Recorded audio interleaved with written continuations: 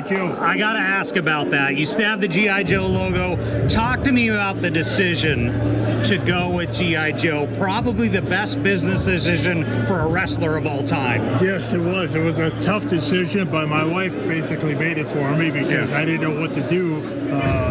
WWE wanted me to stay with them and do WrestleMania 1 with Hulk Hogan and I against Roddy Piper and Paul Orndorff. And you were at your most over at that point, really, It was, as Vince McMahon said, I was even more popular than Hulk Hogan, which is quite a compliment. But when Hasbro came knocking, I had to make a decision, and my wife told me, you can always be a wrestler, you can't always be the first living G.I. Joe. So I told her, that's why you get the big bucks, honey. And it was really remarkable. You were more known than probably any wrestler almost in history. You and Hogan were pretty much even because of that Joe franchise. That's in every home in America for children. Yes. Well, we became the #1 selling boys' toy right after I joined them. So that made me pretty happy and put a medal on my chest. Sure. Then eventually life changes for you and you go back to wrestling in arguably still you're at the top, the most controversial angle and run of all time. Yes. With 1991 and the Gulf War. Right. I came back from G.I. Joe. My contract ran out, and Vince McMahon called me and asked me if I wanted to go back to work for them, and I said, yeah, I'm ready to go. He said, I got an idea for you, and of course, his idea was for me to be an Iraqi sympathizer. So when he brings this to you, what's going through your head? Well, I was all gung-ho, ready to go, but my wife said, you're crazy. You're insane to go from G.I. Joe to an Iraqi sympathizer. Sure.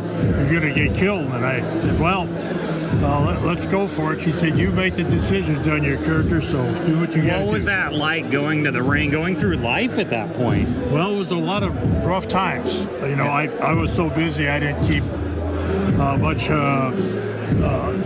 around me. You know, I just kept going and going and going, but my family and friends were all getting the brunt of the problem. But really, family and it would affect family and friends. Yeah. I had 4 armed guards that walked the perimeter of my property 24/7. Oh my God! And I wore a bulletproof vest in the ring and had a lot of bomb threats and death threats. And so did Vince McMahon and his family. Because this was such a real life thing. I mean, you're touching on the real world. Yeah, when Vince McMahon asked me to do it, I said, if I'm going to do it, I'm going to do it all the way. And he said, if you go too far, I'll pull you back. So I did a lot of things that were way over the line, and he finally had pulled me back a couple times. But the worst part about it is I didn't get to go. The only reason I did it was to get a record of 104,000 in L.A. Coliseum, but because of all the death threats, we had to pull away from there.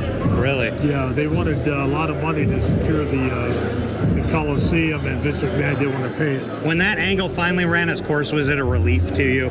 I was kind of glad to get out of it because it really wasn't me. You know, I'm an all-American guy. So when they asked me to burn the American flag, I knew it was time to get out of it. So I refused. That was discussed. Yeah, that was discussed. They asked me to do that, and I refused it. I told them I'd burn Hulk Hogan's shirt as a part of Americana, representing Americana, but that's as far as I would go. One guy you worked with at his very infancy during this era was the